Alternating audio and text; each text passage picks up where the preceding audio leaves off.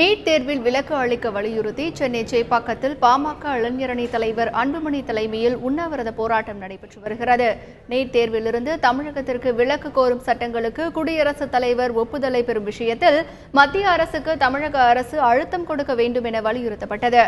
உண்ணாவிரத பந்தலில் பேசிய அன்புமணி, ஜல்லிக்கட்டை போல நீட் தேர்வுக்கும் தமிழக மக்கள் ஒன்றிணைந்து போராட வேண்டும் என வேண்டுகோள் விடுத்துள்ளார்.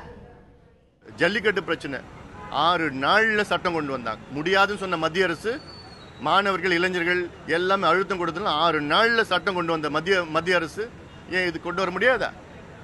கொண்டு வந்து ஜனாதிபதி கையெழுத்து போட்டு சட்டமாகி உச்சநீதிமன்றத்தில் போயிட்டு அங்கே பிரசிடென்ஷியல் அசென்ட் ஒன்று இருக்கு, அதை போய் கொண்டு இங்கே தமிழ்நாட்டுக்கு ஒரு விதி விலக்கு கொண்டு வந்தாங்கன்னா நிச்சயமா இதுக்கு நல்ல வரும். அதுக்கு எல்லாமே சேர்ந்து போராடணும், அழுத்தம் கொடுக்கணும்.